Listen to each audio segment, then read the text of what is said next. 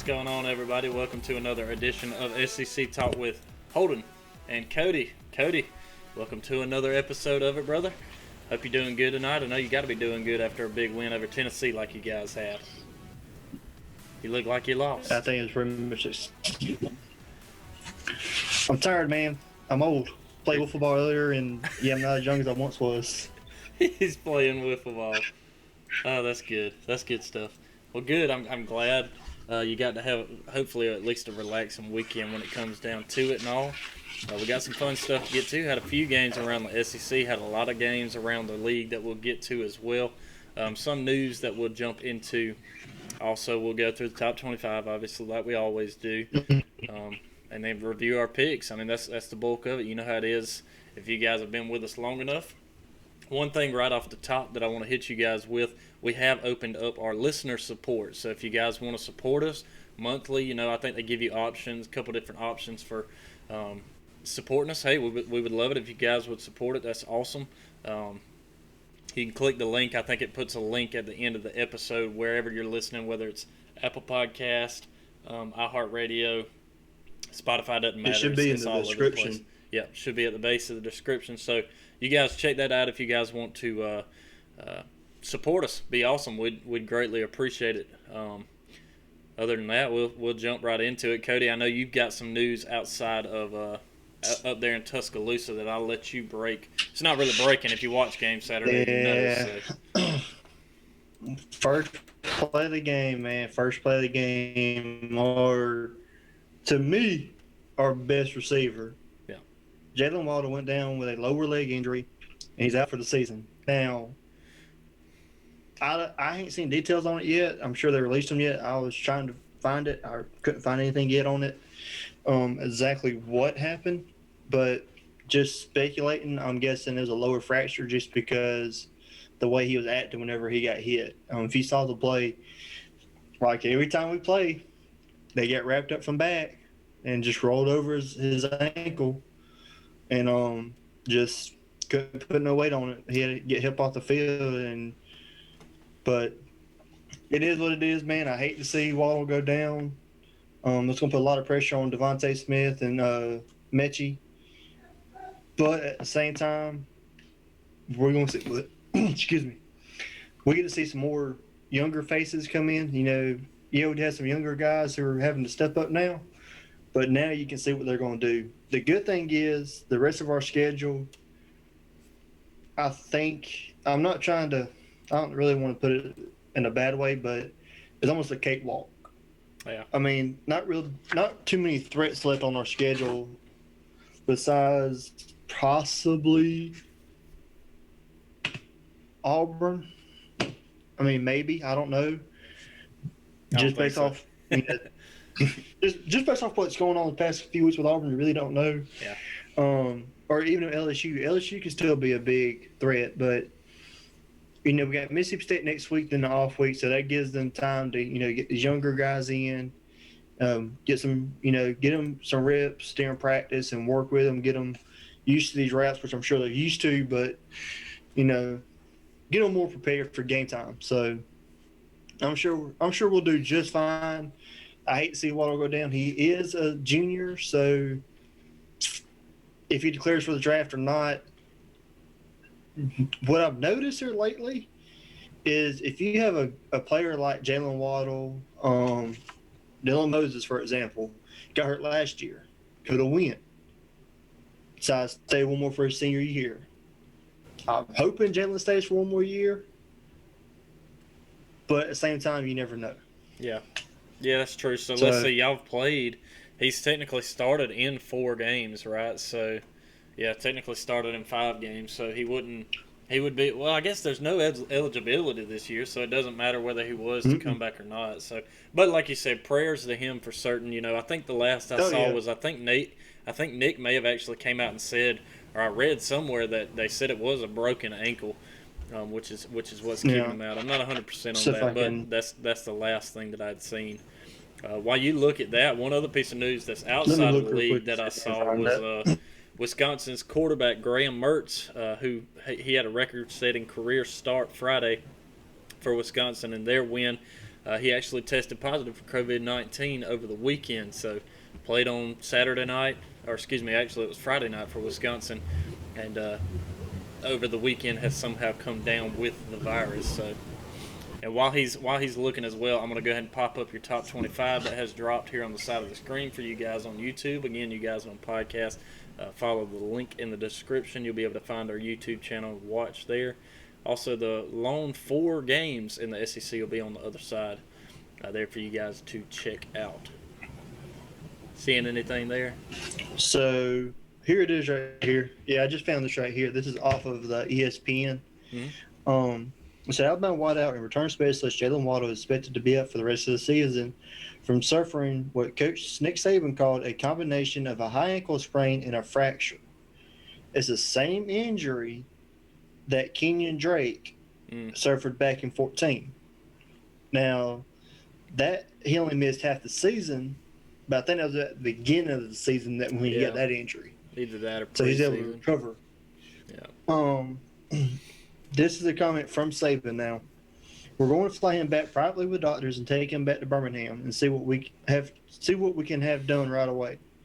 Saban said of Waddle, if that's the case, and we're pretty certain it is, he would probably be out for the year. Yeah. Now, I don't know if that's saying, come playoff time, because you're looking, what, October, November, December, January, 3 months? Yeah, not even really, because so we're starting November at the end of next week, basically. Yeah. So basically, 11 weeks, basically. Yeah. And the good thing is for Alabama, like you said, you've got guys there. Even the guy Bolden, I think is his last name. I mean, you got guys who are going to stand up in that spot who are going to be stout. So he's okay. He's deep in that position. Which, let's see if I can pull it up real quick. I'll bring it up whenever we get to the SEC. We'll stick outside. Okay. Yeah, that's good. Besides that, I think the biggest of college football is Big Ten back, and they put on a heck of a show for their opening week. Yep. Some really good games to watch up in the Big Ten. And to think preseason, we were sitting here just going, oh, who cares about the Big Ten? Because you really don't, but it's like now all of a sudden they come in the middle and you're like, these are some good games, and they turned out to be good. Obviously, this is SEC talk, so we're going to be heavy on the SEC, but we'll still get you guys with some of the stuff out of the Big Ten just because there were some big games. Playoff implicating games.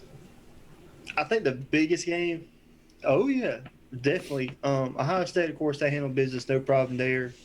Wisconsin held their business, no issue. I think the game that we were all watching at one point or another was the Penn State and Indiana game. If you did not watch that game, you missed one of the best endings of a college football game.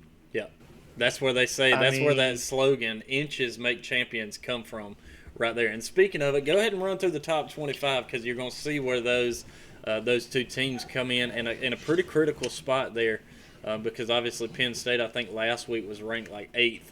So if you want to run through our top 25 there, we'll get to where we can go ahead and run through some of those games. Let me pull this up real quick. So I got all the games pulled up just in case. But Wisconsin played on Friday night. Oh, excuse me. Sorry about that one. Took on Illinois and got the victory there, 45-7. Wisconsin handling their business like always. Clemson, first half, dude. I think Clemson was caught off guard.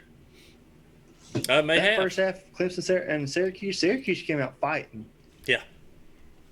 And then Clemson just being their powerhouse ended up, pulling out the second half. Yeah, I remember Syracuse 47-21. Yeah, I remember calling you at one point and saying, dude, are you watching this? Because it was like 21-27, I think, and then all of a sudden there was a scoop and score by Clemson, and then they never looked back after that. No, I think they killed it for Syracuse whenever they went up by that other touchdown by what was it, 14? or 13, something like that. It depends on exactly what you're talking about. Well, whenever it was 21-7, and then they had that scoop and score and all that. I think they pretty much took the air at Syracuse, and then Clemson had that little bit of a jump on them. Said, "All right, throttle down," and they ran with it. Yeah. But Syracuse did show Clemson can be battled and played with. Yeah. So Clemson better watch out. That they, there's some dark horses over there in the ACC to watch out for. But continuing down, number 3 Notre Dame took on Pittsburgh. They handled business there, taking a win 45-3.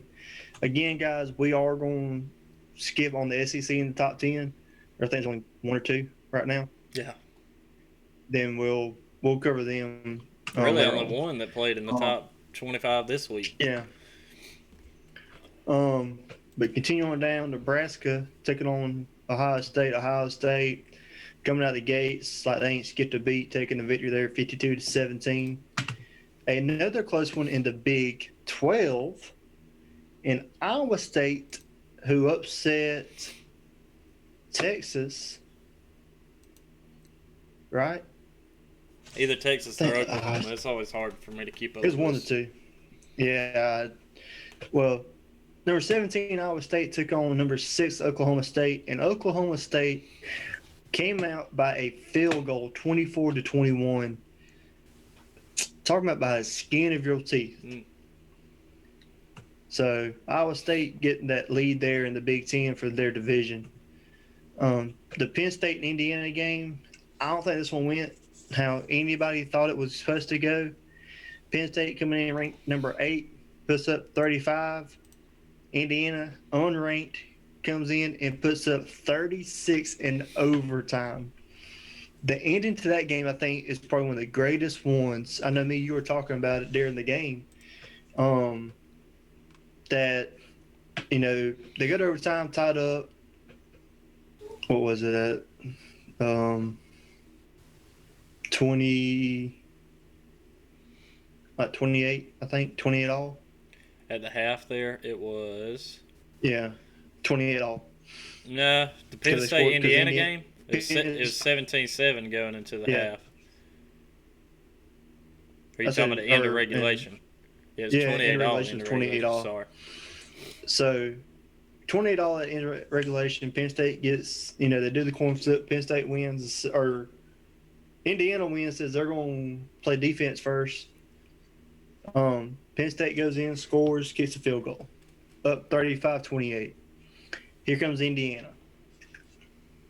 They do a little beautiful little pass over the middle. Gets in the first down, gets into a touchdown, and I know you talked about it. You're in overtime, and you got a chance. They already had 1 2-point conversion earlier in the game that was good. Well, do you take the 2-point conversion for the win, or kick the field goal and go to second overtime? Indiana said, we'll roll the dice, all or nothing. We're going to go for 2 points. Yeah, I read what the coach said about that. He said, there have been many a time where we were playing the number 8 team in the country. He said, I got tired of getting to the point where we were almost there or we almost had it. See, he said, no, I'm going for it and I'm getting it, and they got it. So I kind of liked his mentality in that. Because if you look at it before it, I think Penn State lined up for a field goal and they had to make the field goal and miss it.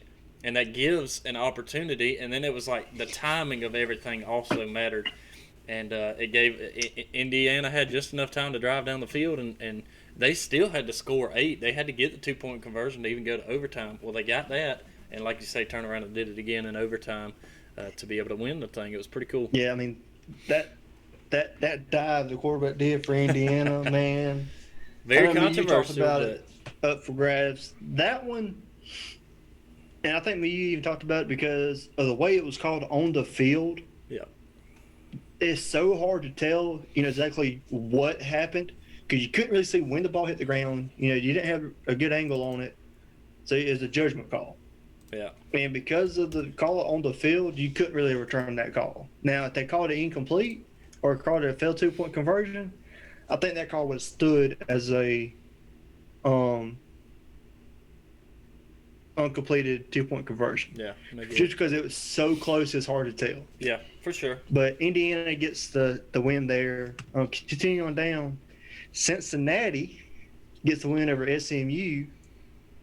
I had that one 42 to wrong. 13. I had We it both wrong. did. Because We both pulled for SMU. yeah, I had just been thinking. I was like, I'm surprised there. And even in the last show, I said, I think SMU should be where Cincinnati is, and vice versa. Cincinnati came in here and showed why they're where they are, and they said, no, we belong here. Y'all don't tell us we don't belong.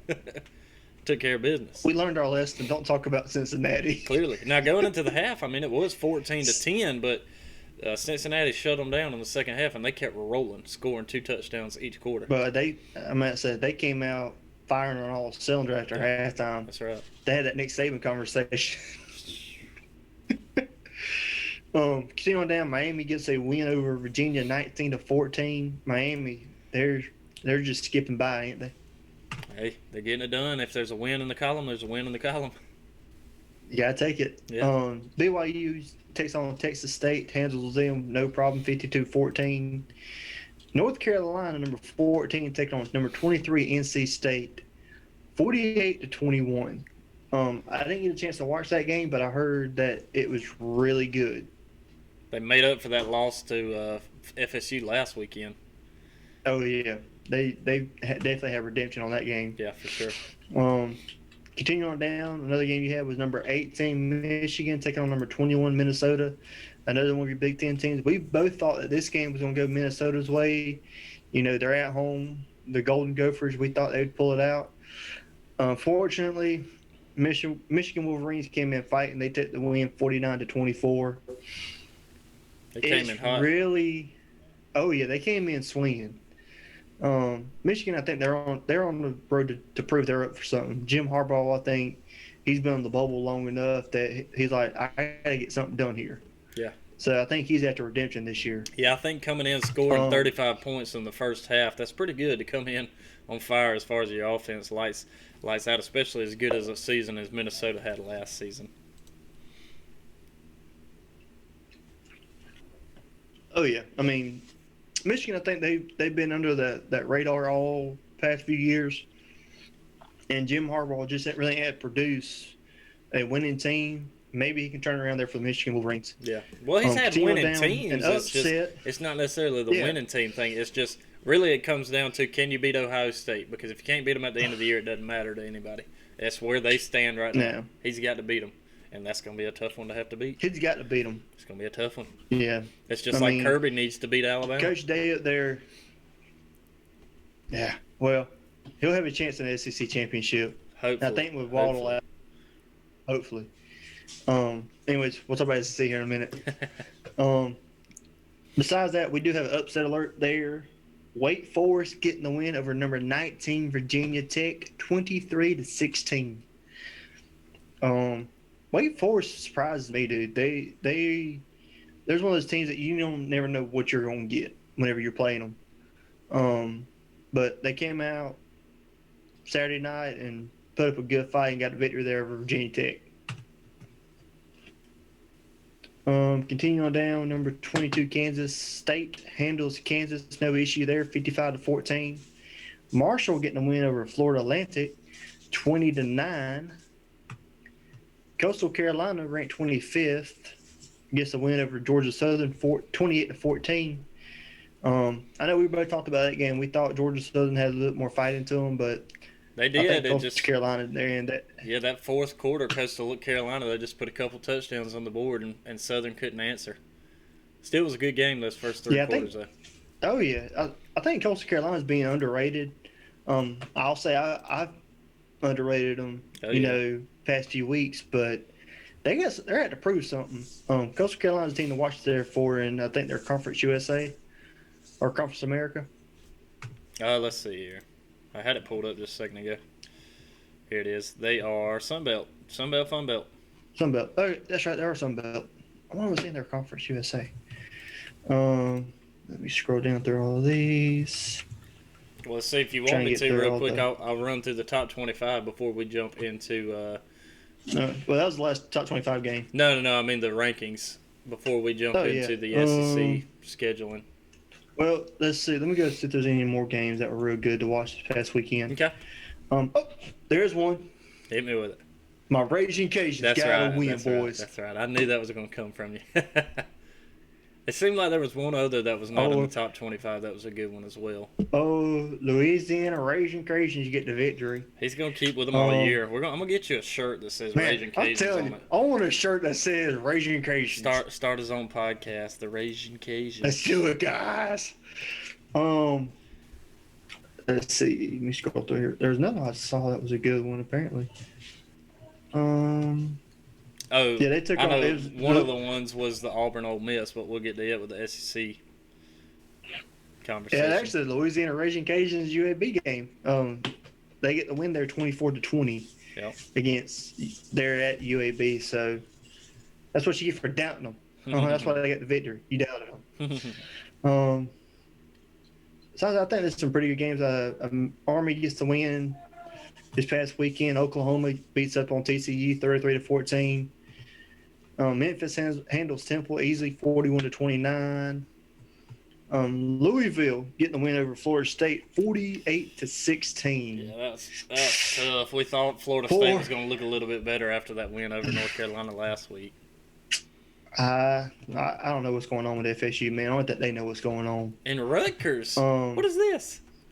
Rutgers, yes. Rutgers getting a big win over Michigan State 38-27. There's another one I just saw. Oh, Georgia State and a local team here in Alabama, Troy. Oh, yeah.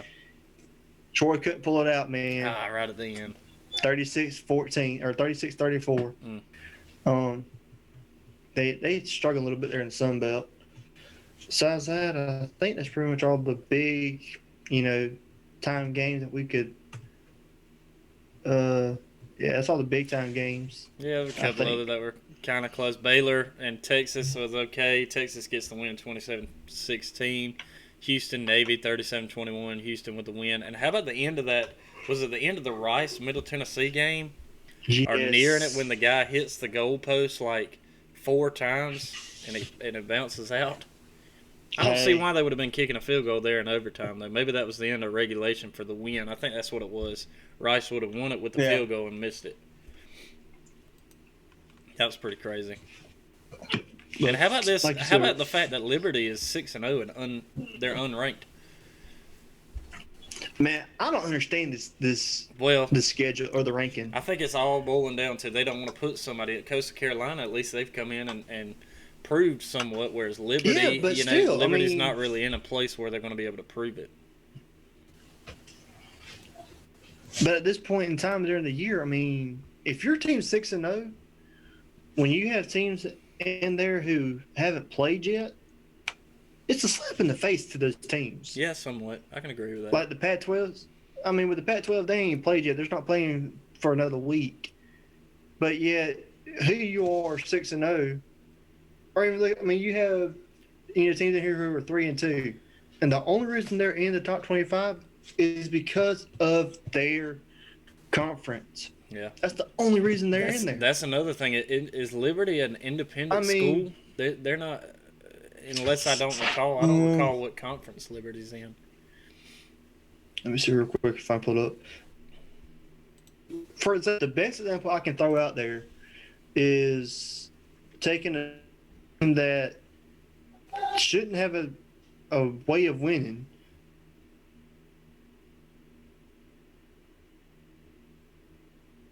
Well, we may or may not have lost Cody.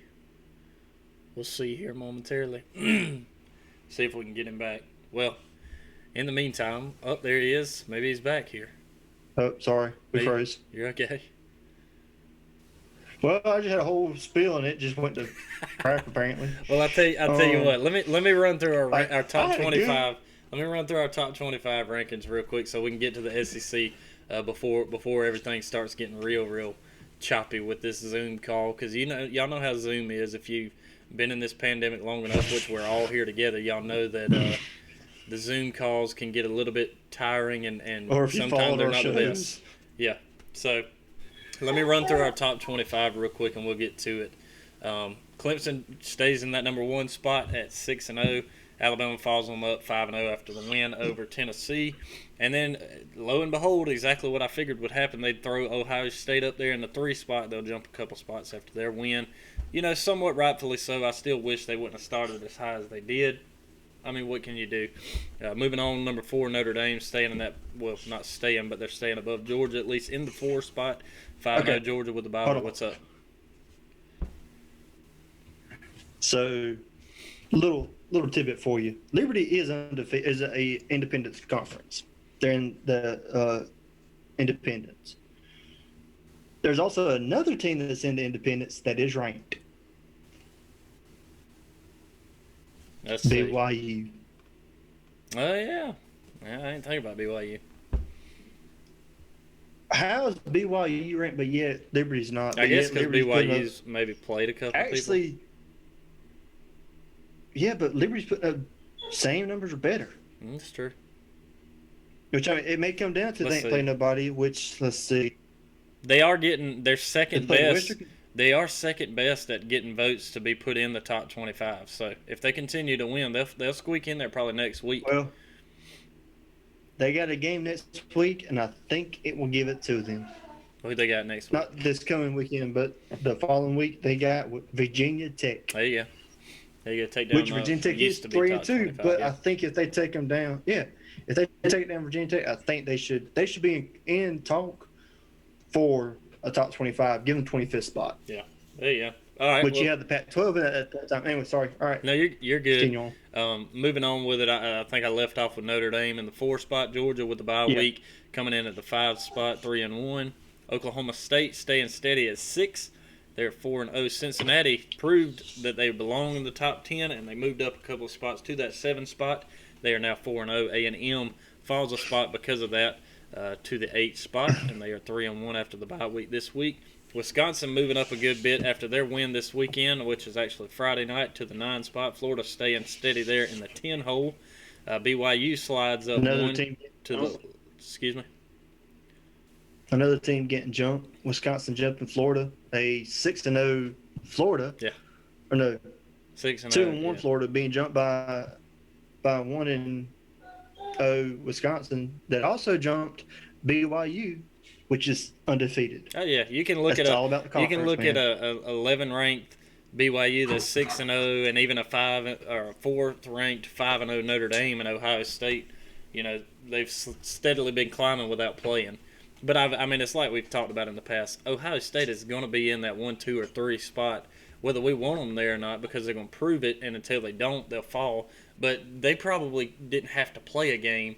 And it's like I kept thinking it before it. I was like, I think even if they were ranked 10th before this week, if they would have won, they'd have been right where they are, because they're going to put them in that top. Oh yeah, in the top 3 they spot. would put them in the top spot. Yeah. Anyways, for sure. So moving on, Sorry. in that 12th spot is Miami. No, you're good. 13 is Michigan. They also slide up a good number of spots after the win. Deservedly so after taking down Minnesota. Oregon, they fall a spot. Yeah. Look at this. This is the opposite of it, though. Oregon, Pac-12, still not playing for 2 weeks. They fall a spot without playing. Who cares? Anyways, moving on. Sorry for you Oregon fans. Number 15, North Carolina at 4-1, falling a spot. Kansas State after winning over Kansas jumps up a few spots to 16. Indiana, this is what I like right here. Indiana comes in at 17th after beating Penn State, which is now 18th. Penn State fell a lot. Indiana wasn't ranked, but they were smart. When A&M beat Florida, they put A&M below Florida. They kept them 1 spot below Florida, and I was like, why? They did it right in this case where Indiana beat Penn State. They brought them into the top 25 and 1 notch above Penn State like it's supposed to be. Moving on with it, 19, Marshall. Marshall continues to win, and they move up to that 19th spot. And there you go. You said it, Coastal Carolina. They're starting to get a little bit of credit. They move up to that 20 spot after now starting the season 5-0. And another team that hadn't played yet got to jump up a few spots is USC in the 21 spot. SMU does stay in the top 25 at 22nd after their loss. Iowa State also staying in that top 25 after their loss down to 23. And look who's coming back from the Big 12 is number 24, Oklahoma. And Boise State rounds out your top 25. They're in the 25 spot after starting the season 1-0. And Iowa State in 23rd and Oklahoma at 24th are your only 2 teams in the top 25 at this point with 2 losses. So That's our top I don't 25. understand it, dude. I do not understand it. You have two teams there in top 25. Yes, they are Big 12 teams, but at the same time, you have two losses. You have Memphis and Liberty both sitting there. Let's see, what's Memphis? 3-1. But they've been in the top 25. They've been on that door jam, creeping in every once in a while. Yep. But yet Liberty's sitting here undefeated and no credit. Well, you understand it because you said it just a minute right ago. there. It's that conference. Yeah, I mean that's the thing is they're going off just a conference, and to some of these teams I don't think it's fair. Like for instance with Notre Dame, and I'll use them for example. This is the first year they're actually playing in a conference. Yeah. Where they're actually playing for a conference championship. And that's the one thing that always comes up is, well, if a team don't have a conference championship, they shouldn't play in the championship game. Yeah.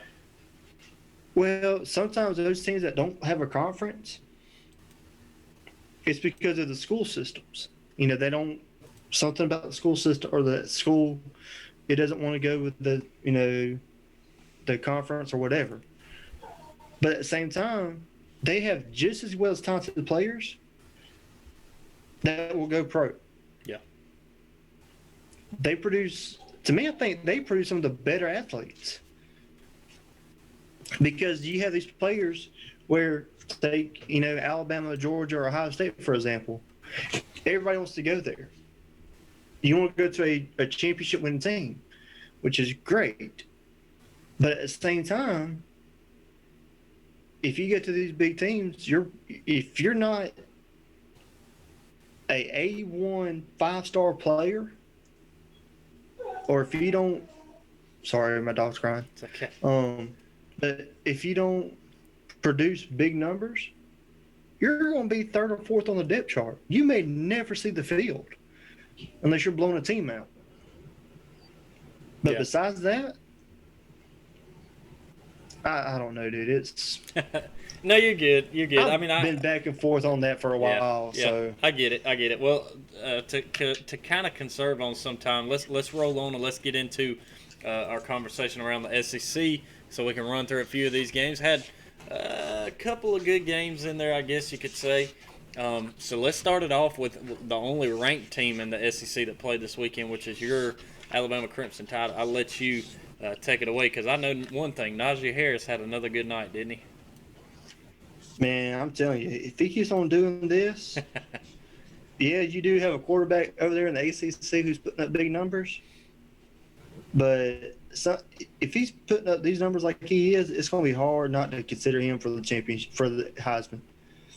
Mm-hmm. Yeah, he's a running back, and it's rare for running backs to win. I think there's only a handful that have actually done it. I know two from the SEC who have actually done it. Herschel Walker from Georgia and Mark Ingram from Alabama. They're the only two I can think of that I'm sure there's some more I'm not thinking about. Yeah. But at the same time, I mean, he's putting up these big numbers. I mean, come on now. He's a running back. Yeah. Putting up 96 yards and 3 touchdowns. Yes, his longest run is only 16 yards, but still. He's putting up numbers. Alabama gets a win against Tennessee and continues on to that 15-0 streak against 14-0 streak against them. And Saban continues to school his assistants, going 22-0. I think it's 22-0. I think it's like 23 it's 23 or 24 now. No, 21. No, it's higher. Is it? I thought it was. Yeah. Because I think when y'all beat us, it made it 22 or 23, and then he beat Pruitt. We beat y'all. It was Lane. 20. It's a lot. It's a lot. It's only going to end. It's only going to end. He's undefeated against. It's only going to end come December. So, I mean, that's all we can look at as it moves forward. Because he ain't going to get beat by anybody this regular season. Oh, no. I mean, the rest of the season is pretty much. Trying to pull up real quick. That should be something they have like on the side of the screen when you're looking at these. So he is 22. 22-0 against his former assistants. He only has one more against a former assistant this season. No, that's it. That's it. That's the last one. Well, yeah, because Mississippi State's Mike Leach. I don't think he's coached with Mike Leach. I don't think they consider Coach O because even though he was there at the same time, he wasn't actually an assistant coach for him. I think they only count when he was a head coach. And all. Yeah. I don't think Coach. Well, I don't think Coach O was there at that time. Good. That means we can put that behind us at least until December when the conversation comes back up. Hopefully. But anyways, Alabama gets a win against Tennessee and continues on that streak. 48-17 there. We were pretty close on our predictions on that score, if I'm not mistaken. Yeah, we'll get to that. Let's see. You had them. Okay. Continuing on down, we'll go down to Oxford, Mississippi, where once again, dude, Auburn Lucky University pulls it out over Ole Miss, 35-28. And just a real quick side note, the officiating crews that Auburn has for their games, I think they need to go back to class. I mean, that's 3 games now Auburn has had and have won based on bad calls. Well, let me hit you with this now. Yes, Let me hit you with this. I think go ahead, I don't know this for certain, but I think I don't want to put all the blame on the officiating on the field because that was very difficult to see in eyes. When I watched it, I was like, "Oh, that might have been pretty close." Now, if I'm an official on the field, I'm thinking maybe I want to take a look at that. But really, I think they're listening down, and until they get that call that says, "Hey, we need to review this," I don't think they're too worried about it. So, I did hear that when they moved on and they let the snap happen and they Auburn ran the play. I do know that the announcers said, "Hey, I'm surprised they didn't run this replay because they showed everybody at home the replay and you can clearly see the guy's pinky fly backwards." So it's like, oh my goodness, how did they miss that? And supposedly they said, "Oh, maybe we should take a look at it," and then they decided, that wasn't anything worth listening to. What in the world? They get away with another call because if that happens, I don't think Auburn beats Ole Miss. Auburn right now should probably be 1-4. So for the ones that don't know what he's referring to, Auburn or Ole Miss kicked a. Was it a punt? No, it was a kickoff after Ole Miss had just scored. Or a kickoff. And Auburn's defender went to fair catch the ball. Well, it took a weird hop, and apparently he acted like he missed it. Or they missed him. Ole Miss comes up, recovers it in the end zone. Well, if he touched it on kickoff, that's a live ball. And that's touchdown Ole Miss. Apparently, the referee on the field did not see that, and they didn't want to look at it. Now, if I was Lane Kiffin, I would want that challenged. My dog wants into the room. Sorry.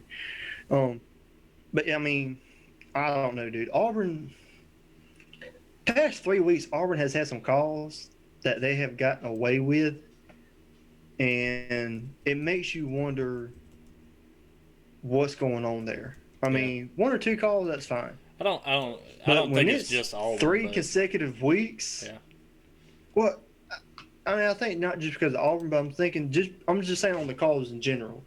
If you have a team that has, 1 bad call against them, fine. When they have 3 that are consecutive weeks apart, that's a huge call.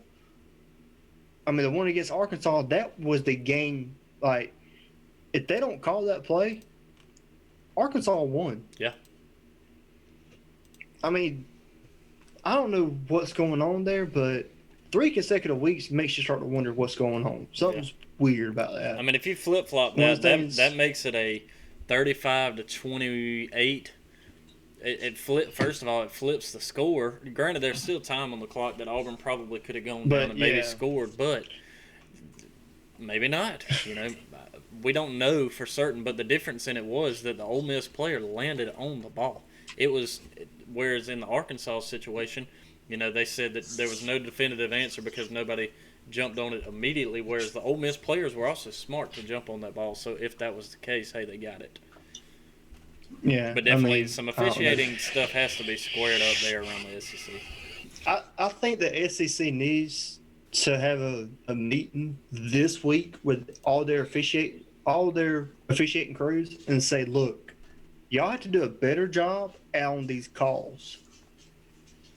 Because, for instance, the Alabama game, the hit on, I think it was Devontae Smith, that was the one that, when they look at a call like that, they'll have an outside analysis or a referee come in and give his opinion. Now, the guy they have come in has been refereeing for a long time and knows the rule book like our old baseball coach, Coach Bryant. I mean, they know this book inside and out. Mm-hmm. The hit on Devontae Smith, they said it wasn't a targeting hit. But he clearly led with the crown of his helmet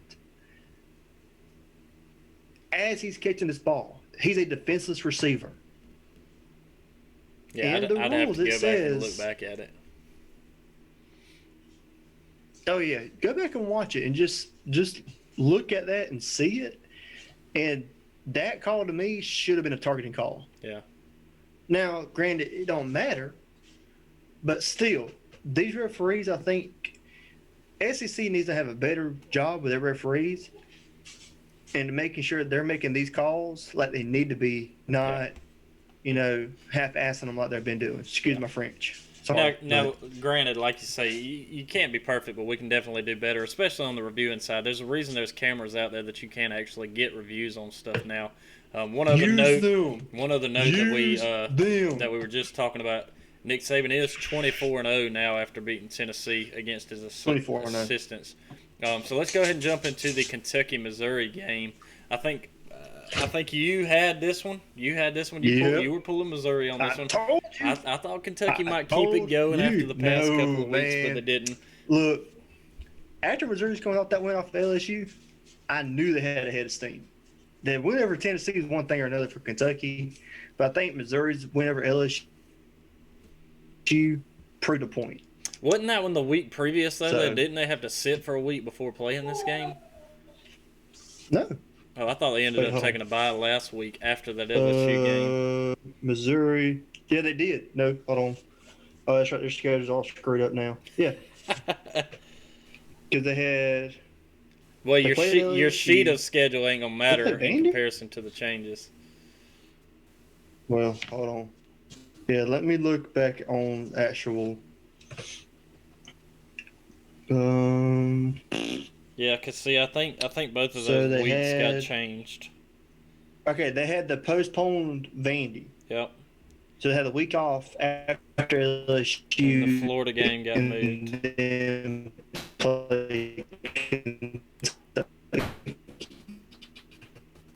Sorry, you guys listening on podcast. These Zooms are sometimes a little bit scratchy. Yeah, sorry about that. But hold on one second. Let me shut this door. Okay.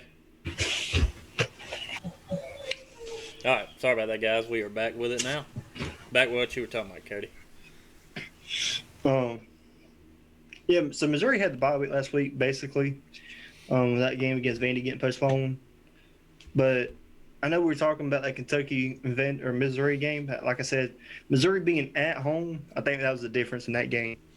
Yeah, there's not a lot of crowd there, but you still getting that environment feeling.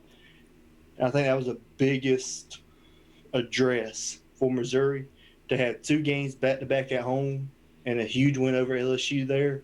That helped field them against Kentucky. Yeah. Yeah, I think my look on it was that, like you said, that Missouri basically had the bye week, whereas Kentucky, they come off of beating Mississippi State, their defense standing up and beating Mississippi State, who at the time was ranked. And the same thing last week, taking down a ranked Tennessee team as well. I thought that they would probably be riding on a high. Maybe they got a big head after it, and Missouri having that bye before playing them might have given them the edge. Like I said, it was enough of an edge to give them a 10-point win, 20-10.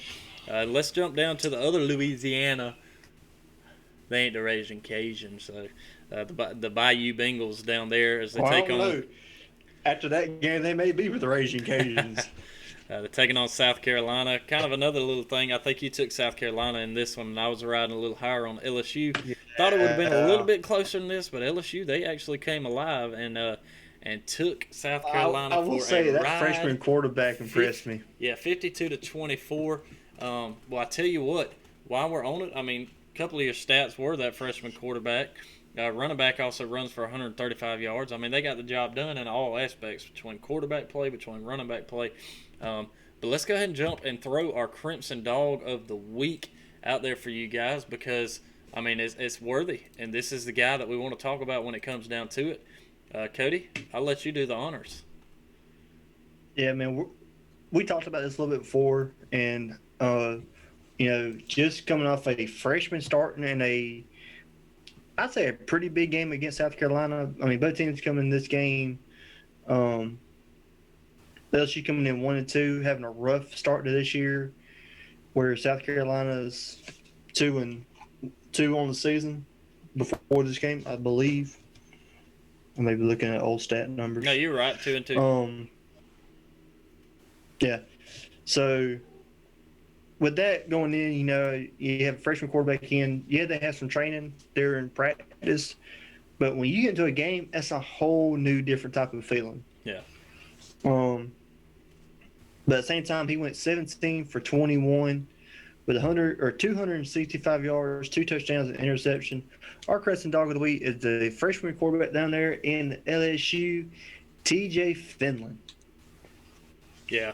Like you said, great game against a team in South Carolina who's been riding a little bit high after taking down Auburn, and just been playing overall better than they have in a couple of years there. And he lit the scoreboard up. He only had one mistake on the night, which was great. He was averaging 12.6 yards per throw, per completion, and his QBR was 93.9. Yeah. So I mean, he was lighting it up. He had it, he had it rocking and rolling there for LSU, and good because without Miles Brennan, I was a little nervous LSU wasn't going to be able to pull it, but they did. I definitely didn't expect them to pull it quite the way they did, though.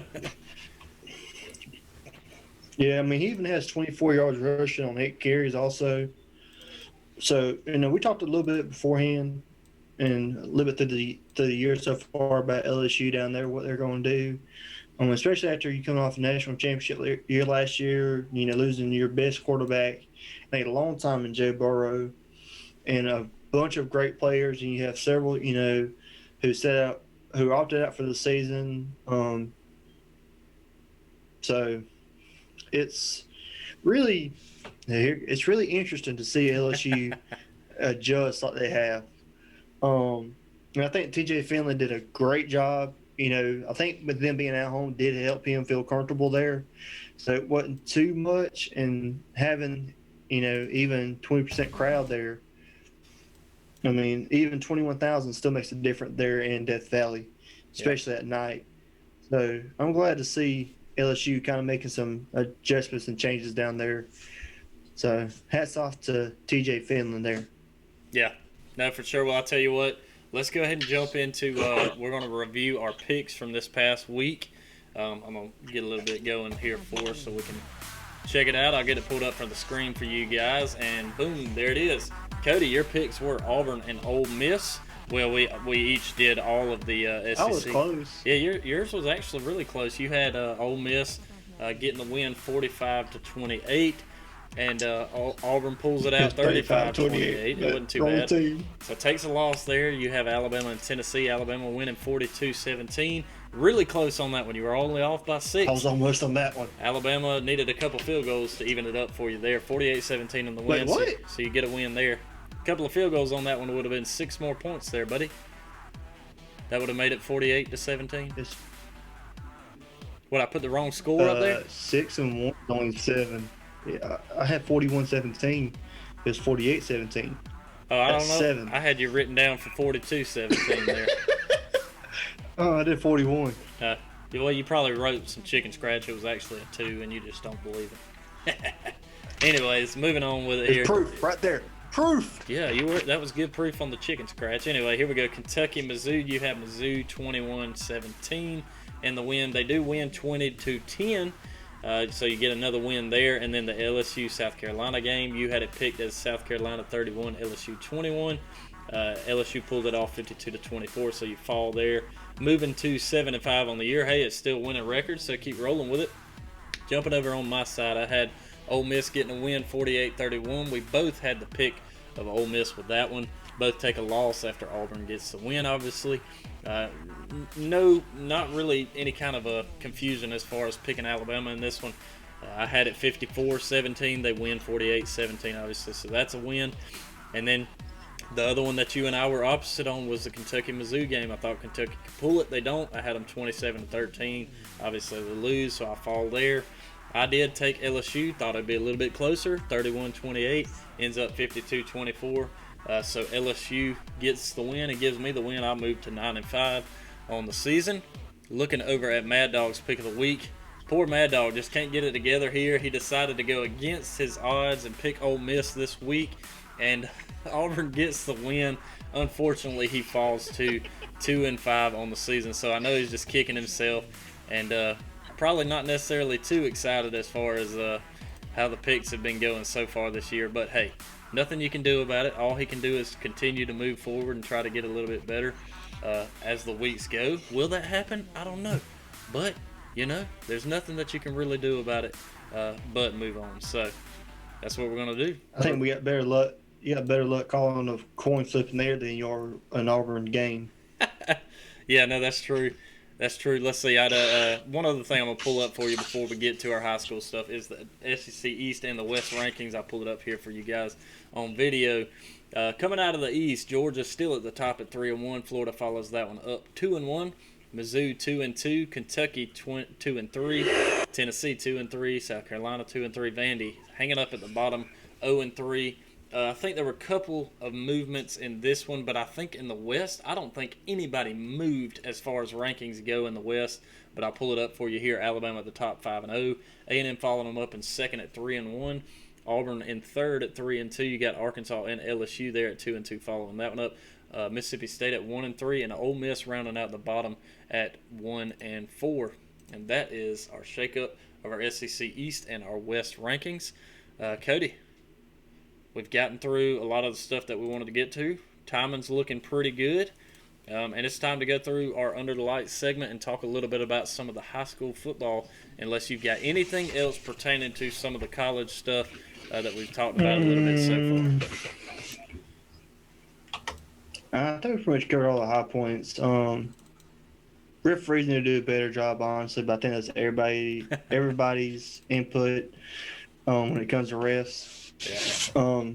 Looking forward to this coming week. I think we got some pretty good games coming up. Yeah.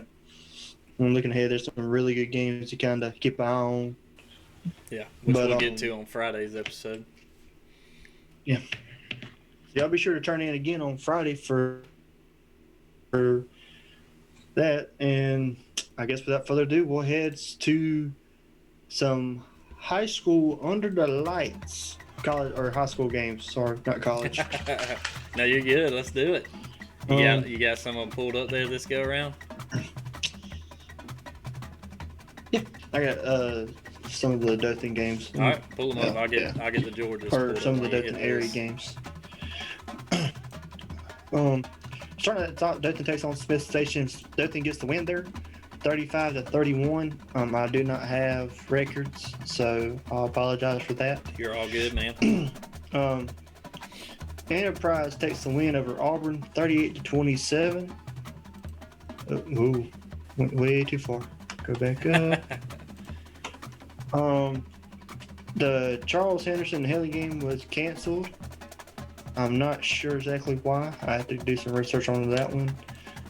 Carroll and Andalusia was forfeited, I'm guessing, by Carroll. Yes, they had some corona cases there, so Andalusia gets a win by forfeit.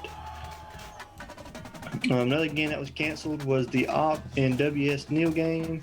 I'm not sure exactly what happened there.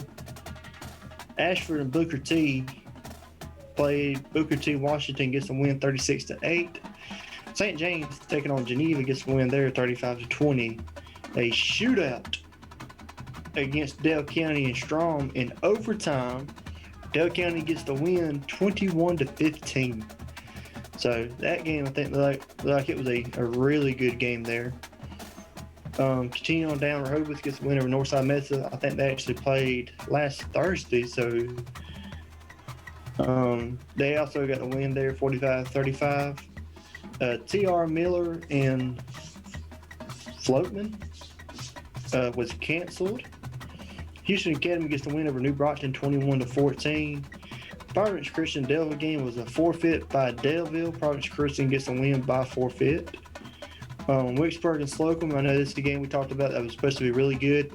This one turned out better than I think we thought. Slocum gets the win 21-20. So I'm guessing Wicksburg must have missed a 2-point conversion or missed a field goal. Tight one there. Continuing on down, Montgomery Catholic takes on Goshen, gets the win there. Montgomery Catholic 52-0. Handling business like ain't nobody's business apparently. Another shootout here in Pike County versus Reeltown. Pike County gets the win. Another close one, 21-20 victory. Geneva County continuing on, taking on Zion Chapel, gets the win there, 48-13. Abbeville taking on GW Long. I thought I muted myself for a moment. Abbeville gets the win there, 32-13. Ayrton taking on Cottonwood. Ayrton just handling the Bears. Final score there is 40-6. Yep. Houston County taking on Elba. Our poor Automata, man, they can't catch a break. Elba hands it to them like they own them 40-19. Poor Tigers, man. Or poor Lions, they just can't get traction this year apparently. Highland Home gets the win over Thornsby 42-14, and a shootout there in Isabel versus Laverne. Isabel gets the win 46-40. Brantley taking on Florala. Brantley getting the win there 53-36. Sampson taking on Kinston. Kinston struggling. Sampson gets the win there 21-14. Georgiana taking on McKenzie. Georgiana gets a win there 38-3. And apparently they were playing baseball last Friday night at Red Level versus Pleasant Home. The final of that one in overtime, 8-6. Oh man, yeah, that's a boring one. I really hope that's a misprint, but probably not. You know, I think Columbia and Ashford's game was the same way. Yeah. No, it was low. That one must win overtime, nothing. That had to be. Yeah. I'm guessing if I had to do a prediction on that one winning overtime, nothing. Red Level touchdown, 2-point conversion, plays at home, touchdown, and failed 2-point conversion. Continue on down to the last three for the Alabama is the Independent League. Glenwood taking on Pike Liberal Arts. Glenwood get the win there, 26-7. Crenshaw Christian taking on Edgewood Academy. Crenshaw Christian getting the win there, 35-17.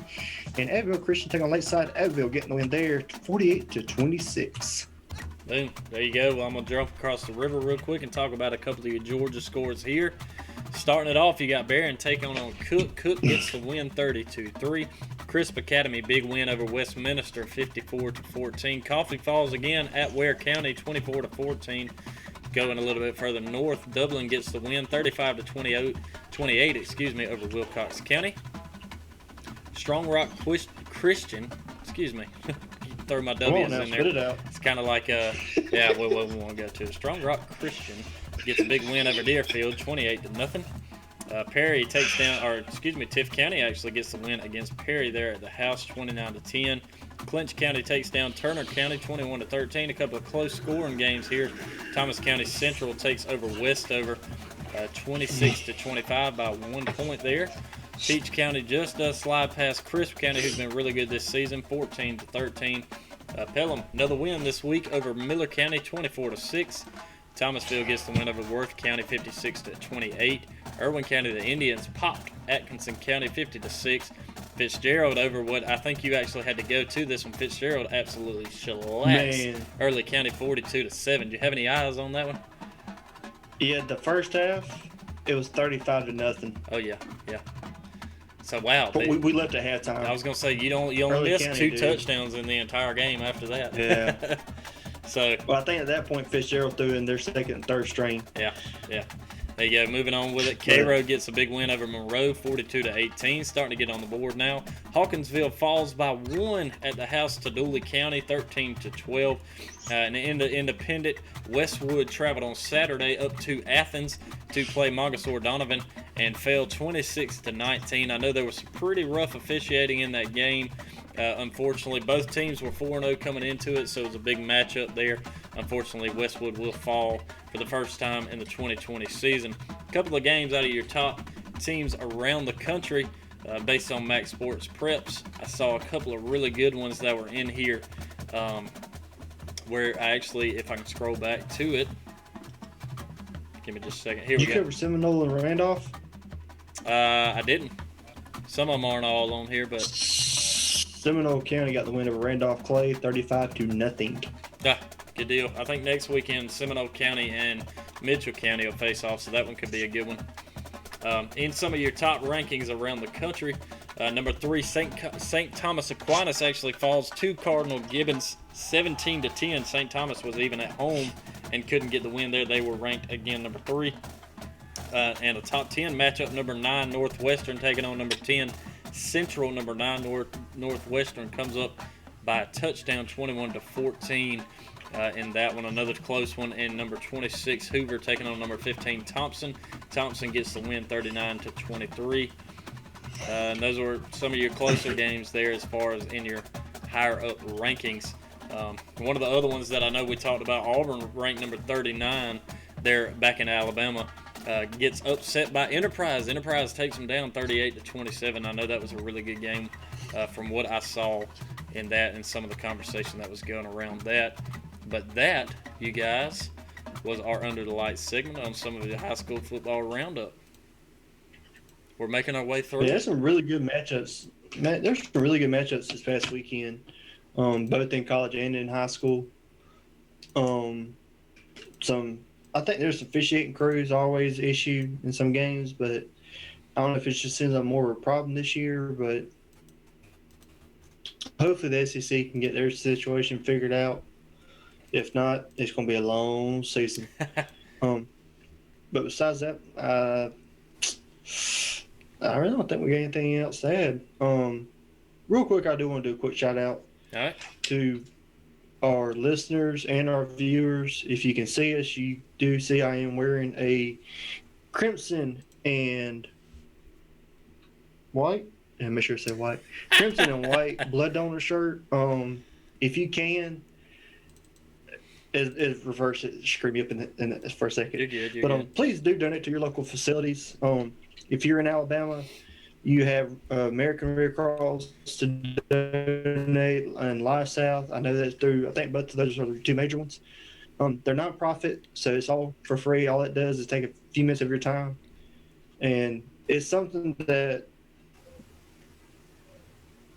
I know I didn't need it with my wreck, but I've seen a lot of people who have needed blood for their wrecks, and it's something that can save a lot of lives, and it doesn't hurt to do it. I mean, a little prick, you give a little bit of blood, and that's it. Yeah. So I just want to say a quick shout out to they're not a sponsor, but to Live South here in Alabama, I donated to today. If you can, please get out and donate to your local facilities. I think even some hospitals allow you to donate blood, and it helps, save some lives. So if you can, please do get out and do that. Yeah. And speaking of it, one other thing, kind of another heads up. Can't believe we're talking about it again. If you guys know me, I know a lot of people that listen do. Y'all know I'm a weather freak, and there's another storm brewing down in the Gulf that looks like it may be taking another key point straight to Louisiana again, so they could be taking yet again another storm. So you talking about the giving blood, that could be a big key point for people down there. Yeah, people may need it if that comes up. Yeah, that will help too, because they do actually help these communities too. I know American Red Cross actually takes donation for more than just blood. They do food supplies too, so that is another thing to kind of keep in mind, that to help out these communities that, because with us living in the South, it's so common for hurricane season this time of year for people to get hit. And as me being a firefighter, actually working through Hurricane Michael a few years ago, and the devastation that we had to deal with, and just seeing, the toll it takes on people financially, physically, mentally. I mean, it's a lot to deal with. So we know we're kind of, rambling at this point, guys, but we appreciate y'all listening with us, and just, help your communities out. That's all we're asking. Whether it's giving blood, donate some time, or even donate a meal to some families. Everybody needs some help nowadays. Besides that, guys, Yeah. This has been the SEC Talk with your host, Holden and Cody. I'm Cody. I'm Holden. And one other thing that I want to add that we actually didn't throw in there, follow us on Facebook and Twitter at SEC Talk 20. Oh, yeah. Got it up there for you guys. Cody almost got away from us there for a time, not being able to get that in there. And like we said at the beginning of the podcast, speaking of giving, those things are much better of a thing to give to than to us. But if you feel inclined and you guys feel like you want to, again, our support is now open. So if you go and you look in the description of the video, it doesn't matter, wherever you're listening on podcast, just go to the bottom of the description. Yeah, it should be at the very bottom of it. You can click on it, follow it, and again, it'll give you a couple of options if you guys want to donate monthly. Whatever you guys want to do, whatever you guys give helps in plenty of ways, more ways than you guys know, for us to keep this thing rocking and rolling, and to keep equipment and stuff like that up. So. And I will say too that I think Holden will agree with me with this 100%, that anything that we do get, we will try to get back to our communities. Oh yeah. Just because we're involved with both of our communities. I know you're involved there over in Georgia, with yours, as I am over here in Alabama with ours. So we will support our town. So it's not just for us guys; it is for our families and friends and that we have local. But yeah, like we said, follow us on Facebook and Twitter. If you want to email us, our email is sectalk20@gmail.com. Besides that, we'll take a message. However, and like you mentioned, we do have that listener support open as well. Yep. There you go. Appreciate you guys listening. Tune in on Friday, and we'll catch you up on the games to come. Other than that, we out.